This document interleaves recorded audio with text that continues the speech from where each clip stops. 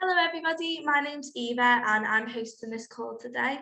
Our guest is Julie Baker from Keepmoat Homes, and just a quick thing before we start, if anybody wants to get in touch with Julie for any advice, you can email info@thrive-cic.co.uk, and that website link is always going to be in our YouTube bio too, so if you can't find it. And without further ado, Julie, take it away. Thank you very much. So my name's Julie Baker and I'm the Social and Economic Impact Manager for Keepmoat Homes Northwest. So for those that don't know who Keepmoat Homes are, we're a top 10 UK home builder and we plan, design and we build both large and small scale developments.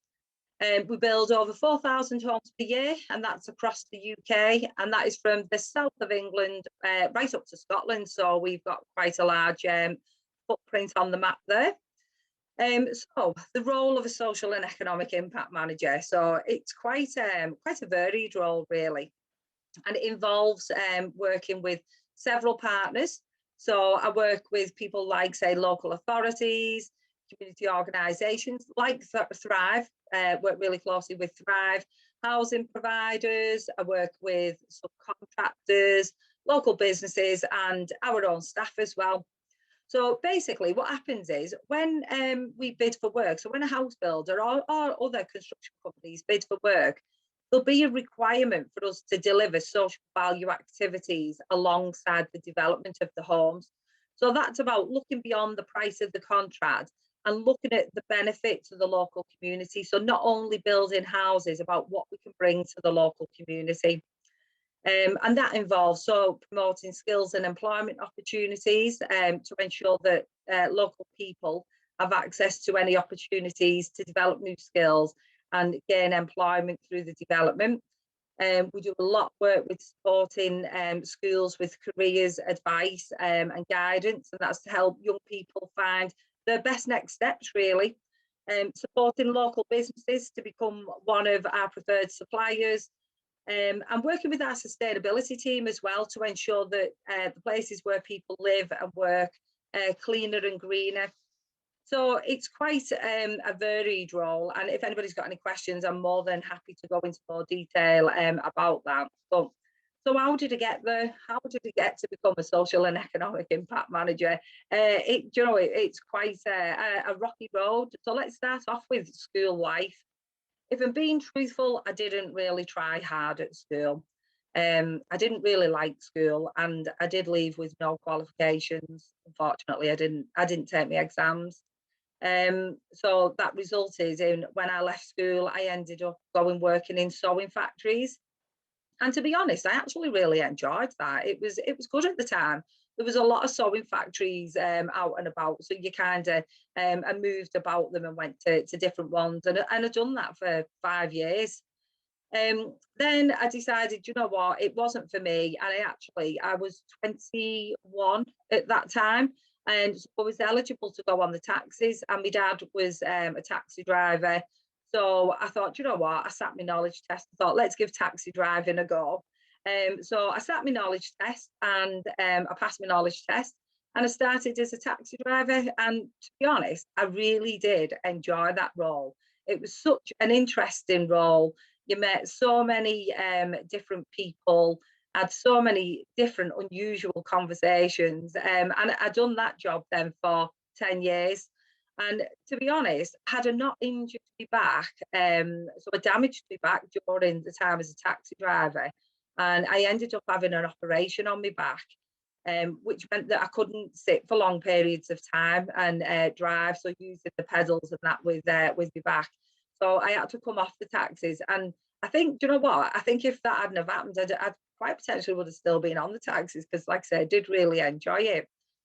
So now I found myself unemployed, and I had a baby by this time. So because I'd become pregnant, had the baby, and I was just at home. I was bringing up my son, and after 3 years, I remember thinking I wanted to, do something, and actually I wanted to start getting my son out as well, and getting him in mums and groups and that. So I started to attend a mums and tots group at my local community group where I live. And from that then, I started volunteering at the local community group. And it started off where I was just volunteering at the Mums and Tots group, but then I ended up, don't ask me how, but I ended up becoming the chair of that community forum group. And do you know what? We done amazing stuff. So, and do you know what? That was the start of me getting some valuable skills that I didn't realise was going to take me into employment, into a job that I love, actually. Um, so yeah, we ended up, so we went from running mums and tots, we were running youth clubs, craft activities for the children in the local area. We organised massive clean-up days where we had skips and litter pickers out. We organised the biggest street party for Kate and Will's wedding. So we done all kinds of activities like that. And also during that time as well, because I was linking in with the housing association, so when we run the community forum, we worked in partnership with the local housing provider in the area. So there was one of the partners of the community forum, and they started approaching me and asking me, did I want to, do some training, to upskill myself, educationally as well. And I've got to be truthful, I was really nervous at this point because obviously I'd not gone on at school, I didn't really enjoy it. And then to kind of find myself even thinking about going into a classroom setting, to be honest, made me feel a bit ill. But I am one of these people that when I'm presented with something that's a challenge, I like to overcome it. And I think, no, I'm not going to let that put me off. So I went to like basic IT lessons. I'd done a course on neighbourhoods and communities. And so I ended up getting like qualifications that you could put on a CV. I didn't have a CV at the time, but I didn't realise that I was actually gaining all these skills from volunteering. And actually the courses that Halton Housing Trust was putting me on were all like, going to come together to make an amazing CV that I didn't realise at the time. So 9 years of volunteering, I got the housing provider contacted me. So Keepmoat Homes, who were Apollo at the time, so we've merged since then, but we were Apollo at the time. Apollo won the housing contract for Halton Housing Trust to refurbish the homes, so to do all the kitchens and bathrooms. And part of Apollo's commitment to the local community was to recruit a local workforce. So Halton Housing Trust got in touch to say that there's going to be this jobs fair, and why don't you apply for the job as a resident liaison officer with Apollo? And I was like, oh, I can't do that. I won't be able to apply for that. And they were like, what do you mean? I went, well, I said, I left school, I've got no qualifications. I said, I haven't even got a CV. I've got nothing that I could actually put on a CV. And they just looked at me and went, are you for real?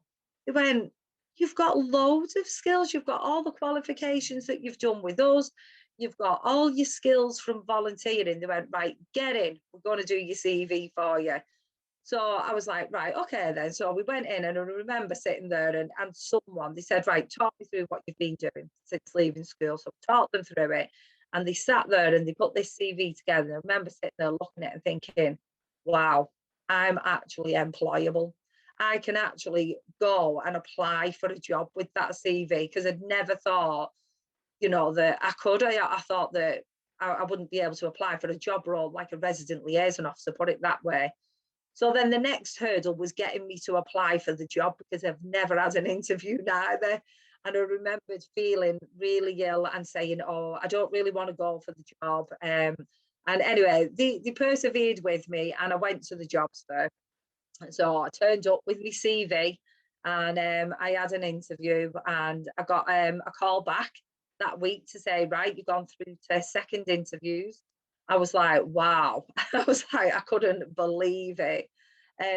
So when I went for the second interview, gosh, I remember it. I was so nervous. I've never felt so ill in all my days, because the first interview was quite informal. You were just like went to this big jobs fair and had like a very informal chat. But the next one was like in a proper meeting room, and I remembered you just suited and booted up, And so I went there, and I had the interview, and even after that, I didn't think for 1 minute I would be offered the job, because it was just a confidence thing, really, that I didn't think I was good enough for a job like that.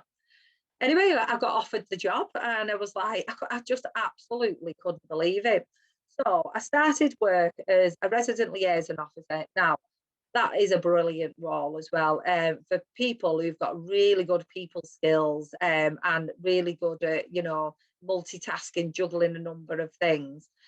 So what that role involved, that was like, so when a customer was getting a kitchen done, I would go around, so I would letter the customer first to say, Apollo Homes, refurbishing the kitchens. Your home is one of the houses that's getting a new kitchen. We want to make an appointment. So I'd post this letter, the customer would ring, and then I would go in. And then I'd chat to the customer about what they were getting done to the home. And then I'd talk them through the process of, so the guys, what was called the rip out guys, would come in and take the kitchen out first, then the plasterers, and I would talk them through the process and how to prepare the home for it. Then once they'd picked the kitchen design and we'd had the design done, I'd take it back to the site team, and the site team, they would then program the works in. And then once I had everybody on the estate programmed in, because we could be doing like 50 to 200 properties, the works would start. And then my job then was just to liaise with the customers to check that, yeah, remember the plasterers are coming tomorrow, and pick up any, so if they had any problems, like say they said that maybe somebody had damaged something, or the plasterers have come in and they've left mess on the floor, I would then be the person between the site team and the customer and go back and deal with these problems for them. And I absolutely loved that role. And part of that role as well was engaging with the community. So what I was already doing as me volunteering, so organising coffee mornings, getting involved in community events and stuff. So I loved just getting my resident liaison officer kind of role done, and then doing what I'm used to doing in the community. So, and I was really successful, if I'm being truthful, at that role. And then what happened? Apollo merged then with Keepmoat, and there was Bramall's, there was FHM, there was a couple of companies that came together, and they were moving to Leeds. Well, so I'm from Widnes, and literally I was working. The office was barely 400 meters down the road, and they asked me would I go with them, to Leeds, and I was like, to be fair, geography is not my strong point, so I was like, oh yeah, of course I will. So I went with them, and I got promoted up to community liaison manager, and I was now commuting back into to Leeds. Not all the time, but a lot of the time. But I actually covered as well. I went as far up as like Newcastle. I went down to London. So I was traveling all over. But the job changed. So when we merged, we became part of the repairs and maintenance side of the business. And what that part of the business done was we booked customers in. So like for housing associations, if you live in a housing association home, if you need a repair doing on your home, you would contact, it was called Keepmoat Property Service then. We would book the work in, and then our engineers would go out and do the work. So my job alongside that was then turned purely into delivering community activities. So literally what I was doing volunteering. So I was now getting paid for what I was actually doing volunteering for 9 years. So I was out. I mean, it was a bit more like focused around employment and skills and training, and going into schools, but it was still what my skill set was absolutely made for, and I just couldn't believe that I was now getting paid for it. So I did that for 3 years, and then to be honest, it did take its toll, the travelling, because I was up at 5 o'clock in the morning to get on the road for 6, to get to Leeds for 8, and sometimes I didn't get home till like 6, 7 o'clock of a night time. And it was an awful lot. I'd done it for 3 years, and an opportunity came up within the home side of the business. So within the merger was a Keepmoat Homes, who built the houses, the refurbishment, who done the kitchens and bathrooms, and then the property services, who done the repairs and maintenance. So a position came up with the home side of the business based in Speke. And I thought, you know, it's like, even though I loved, because I'd made lots of friends in work and that, and I loved where I worked and the job that I did, but the traveling was just too much. It was really taking its toll on me. So I applied for the position with Keepmoat Homes, and I got that position. So I started with Keepmoat Homes. I think it was 2016, the back end of November 2016, and I've been with them ever since. And like I say, my role now is social and economic impact manager.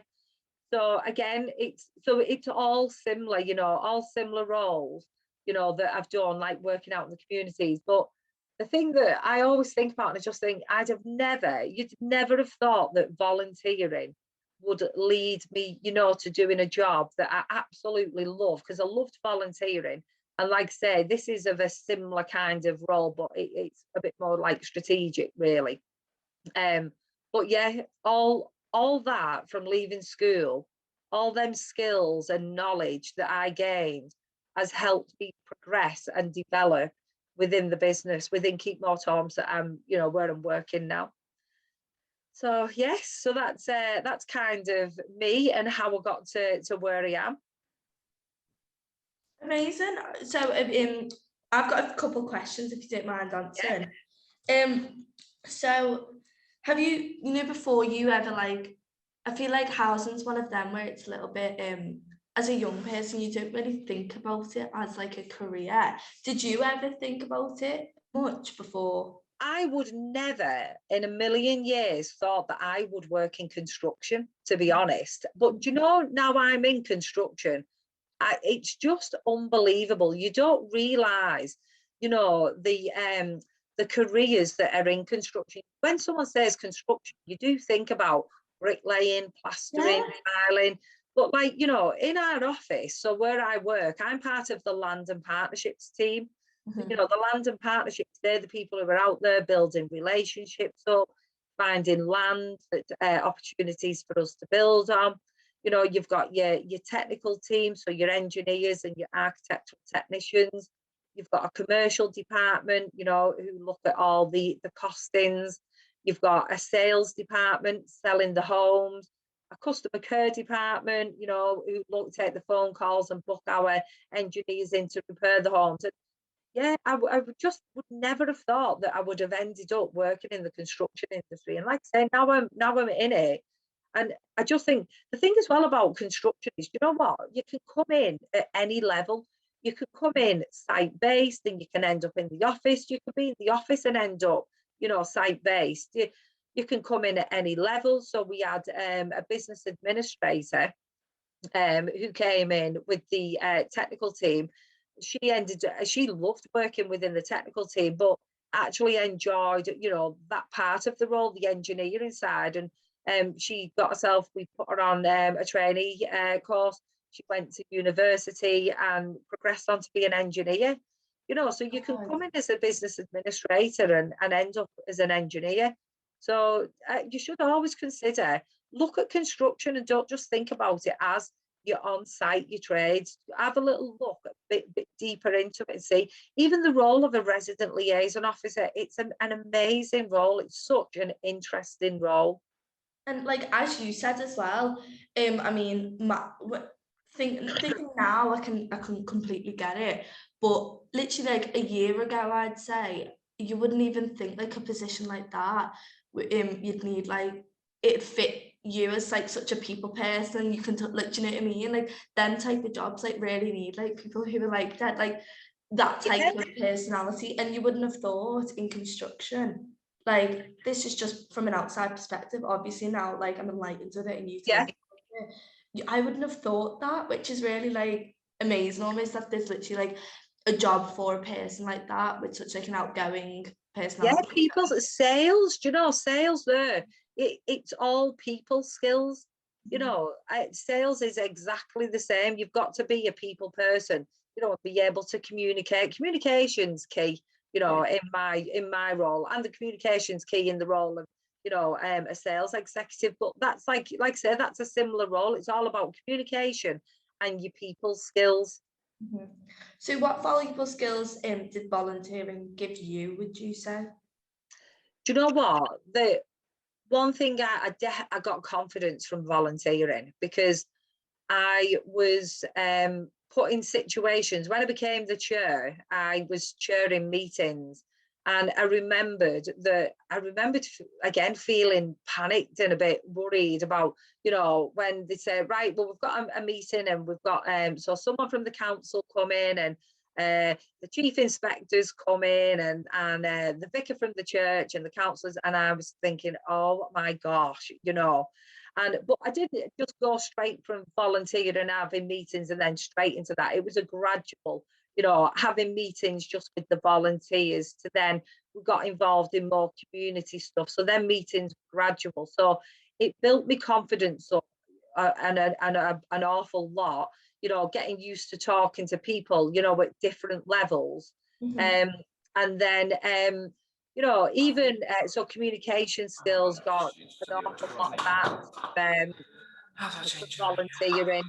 And I'd say as well, definitely me multitasking, because when we were doing events, we'd be managing, an awful lot of people, when we were doing activities. So yeah, so managing people and managing activities. So yeah, I got an Yeah. awful lot of skills, to be honest, from volunteering. Yeah, as you said, it kind of pushed you out there and put you out your comfort zone, and Yeah, like then you're able to kind of take control of situations like your job right now, and you can be the person almost that you need to be to communicate with people and get the right point across. So would you change anything within your journey, or do you believe everything kind of happened the right way for you to get there? yeah. Do you know what? I wouldn't change anything, to be honest. I really wouldn't change anything. I kind of think the way I've got to where I am has been a nice, steady, just pushing me out my comfort zone, at various different stages through my career, at a pace that I was happy with, even with the likes of, so the role that I do now, going into, schools, colleges and universities. If you'd have said to me about like 8 years ago now, well, actually it's over 10 years, because I've been with Keepmoat for 10 years. If you'd said to me over 10 years ago, you will be going into a college with 130 construction students, and you will be talking to them with the tutors about careers in construction, I'd have said not a chance. It would never happen. There's no way I would do it. But I don't give it a second thought now. I'm just, yeah, right, fine. So we've got 100 odd students, right? This is what I'm delivering, and will just go and do it. But like I said, that has only come from me volunteering, and how it pushed me out my comfort zone Mhm. at a nice steady pace. So no, I wouldn't change anything. I think I got here the right way, really. I got the right skills along my journey for this job. Yeah. And regarding you said you'd never been to an interview before Yeah. before that job. So would you like how did you prepare for that? And would you have any tips really for any people going up for any interviews? I've got to be truthful. When I think back to my interview, I'm surprised I got the job, really, because I chewed the ear off the lady. I just weren't prepared, for what to expect, because I'd never had an interview before. So, I turned up with bloody paper cuttings, from events that I'd delivered, so that I could um, prove that I'd done work in the community. And most probably, I think I taught the woman through it for about half an hour, which when I think back now, I think, oh gosh, but do you know what? Probably why you got the job there, because you could talk, so it's great. They most probably looked and thought, well, that's the main skill. But do you know what? For interview, do you know what? It's key. You know what you've got to remember is, when you go to an interview, we want the best out of you, because if you come to an interview really nervous, we're not going to get to know the real you. So an employer will do absolutely everything to relax you down and settle you down, because we want to see the true you. And I think it's so important that you research the company. That is 100% must. Make sure you're going to be asked questions, around what you know about the company. And you don't need to know War and Peace, but you at least need to know who who you're applying for the position with, and the work that we do. And I think another valuable thing that you can take away from this is research a company's values, because a company's values, lots of companies interviewing, around the company's values. So I know, like Keepmoat Homes, when we do interviews, the first 4 questions around our values, so around straightforward, creative, collaborative, and passionate. So the first 4 questions of your interview will be questions that you need to demonstrate you've got them values, because for us, we're looking for people who demonstrate the same values as Keepmoat Homes. So key, absolutely research the company values and make sure that you can demonstrate them in your answers. No, definitely. So what would a normal day in your job like be, type thing? Like what do you do as soon as like you wake up, and how does your day kind of plan out? I mean, obviously it changes throughout the days, but Yeah, and so every day for me is absolutely completely different. So, like today I've got up, I've been on my emails this morning, I've drove to Manchester to go and visit a site where we're looking at this training hub. I've come back to this to do this session. Tomorrow I'm up, I'm straight out to Leyland because there's a training course being delivered up there where we're looking for recruiting local people in that area. So they're on a training course. So I'm going to go and meet that group. So I'm going to go and have a chat with them. And then when I come back from that, I've got a meeting in the afternoon. I'm going to meet a young person who's coming for an interview. And I'm just going to go and give them some interview tips ready for when they come for the interview. So it's very varied. Not next week, the week after, we're going to be delivering sessions for young people over in Manchester way, around plastering, tiling. No 2 days are the same in my role. how did But that's what I love about it. It's so varied. So how did COVID affect that? Because clearly you're very face to face, like with work. How did that?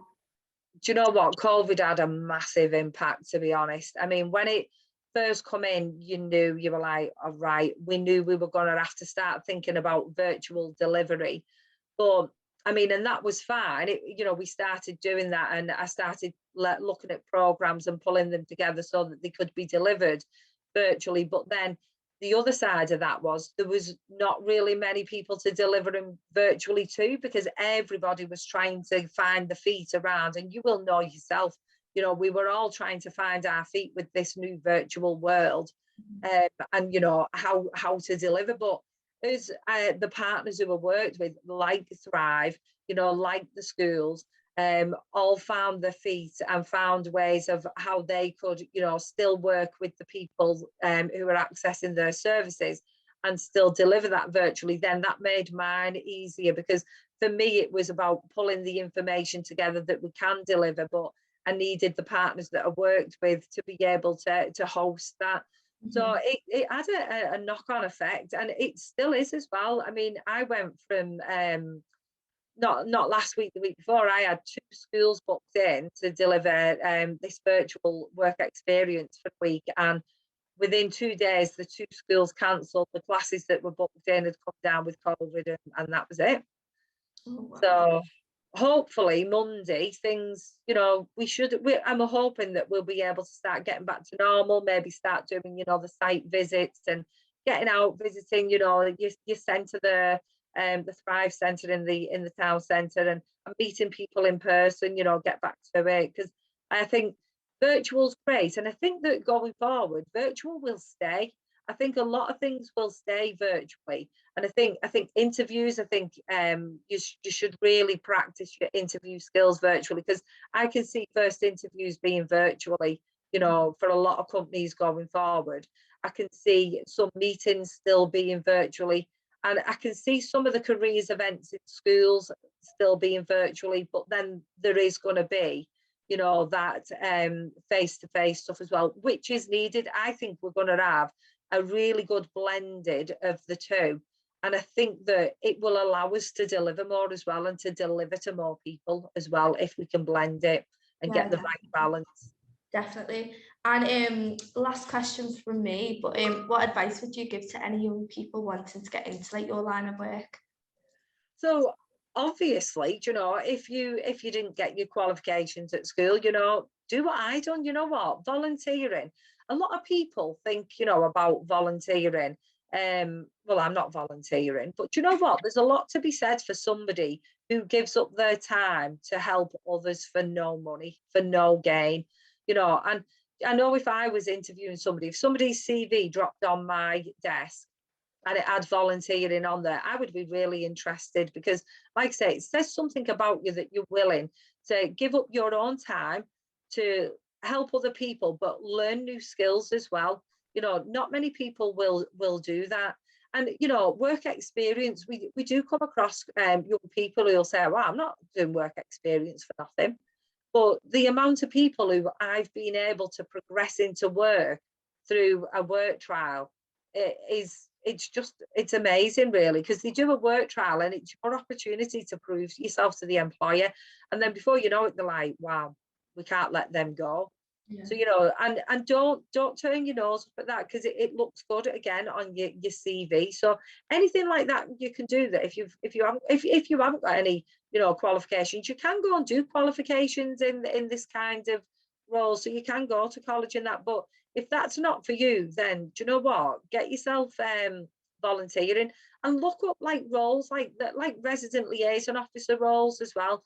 They're great. They're a mix of the two, so working with the customers but working out in the community as well. And like I say, that's where I kind of built it up from there, from like delivering small scale to actually a deliver across the northwest now, the activities.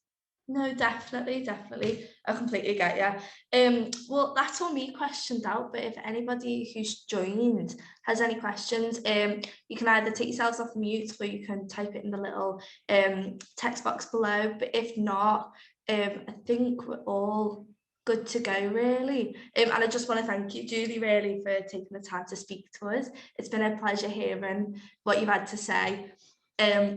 But yeah, apart from that, I think we're all good to end it there, if that's all right.